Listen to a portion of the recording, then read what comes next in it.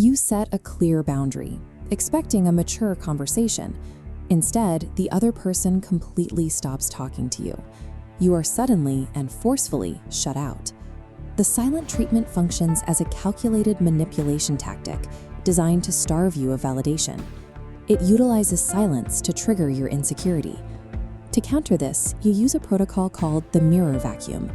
It is a behavioral strategy that takes the psychological tension they intended for you and reflects it back, removing their leverage without you sending a single text.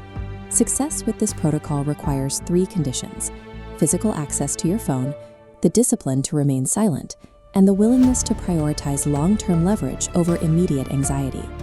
Executing these steps shifts you from a reactive state into a position where you determine the direction of the interaction. Step 1 is identification.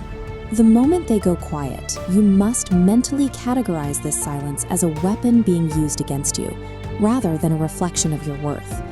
The manipulator's goal is to create a void that triggers your urge to overthink. They want you to stare at that empty space until you feel forced to send a defensive or apologetic text like this one. This creates a cycle where your desire for closure is used to make you surrender your boundaries. You start seeking resolution to ease your own discomfort. You must not send any outreach.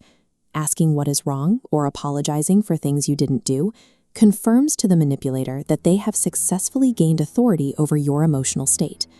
Recognizing the silence as a deliberate tactic allows you to stop responding to the manipulator's cues.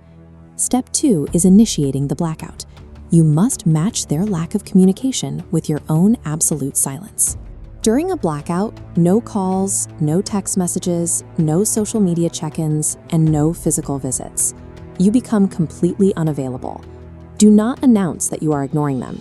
Statements like, "I'm done talking," provide the attention the manipulator is looking for. True silence is unannounced. To maintain this, you must physically remove the temptation to check notifications. Place your phone face down and move it out of your immediate reach. By removing yourself from their emotional radar, you cut off the supply of attention they were trying to extract through their silence. Step 3 is the energy pivot. You take the nervous energy previously spent worrying about the relationship and redirect it into productive tasks. This outlines the 3 pillars for your focus: social circle, physical health, and professional goals. Focus on fitness first. Physical activity regulates stress. Reallocating time to career and connections rebuilds the value they attempted to undermine. This is the difference between waiting for a call and building a life where the call no longer dictates your mood. This shift in focus ensures that the time they intended as a punishment instead becomes a period of personal advancement. Step 4 is maintaining genuine indifference. You must behave as if their absence has no impact on your daily routine. Most people fail here by using social media to signal their sadness or frustration. This informs the manipulator that their tactic is still working. Checking their profiles or viewing their stories gives them a digital breadcrumb of your attention. This breaks the vacuum and restores their sense of control. This logic flow shows the mirror effect. When you remain indifferent, their silence has nowhere to land. It reflects back, forcing them to deal with the void they created. As you thrive independently, they confront that their presence isn't required. You do not need to look angry. You simply need to be busy with your own life, remaining effectively oblivious to their attempt at punishment. Indifference is the most effective response because it demonstrates that your internal peace is not dependent on their participation.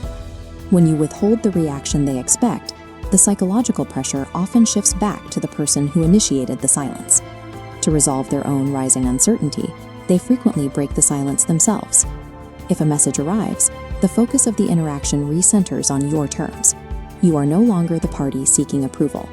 You now have the perspective to decide if the relationship is worth re-engaging, or if the pattern of manipulation is a reason to move on. A person who values their own time does not treat silence as a negotiation. They treat it as an opportunity to invest in themselves. By managing your response to these dynamics, you maintain your emotional independence regardless of how others choose to act.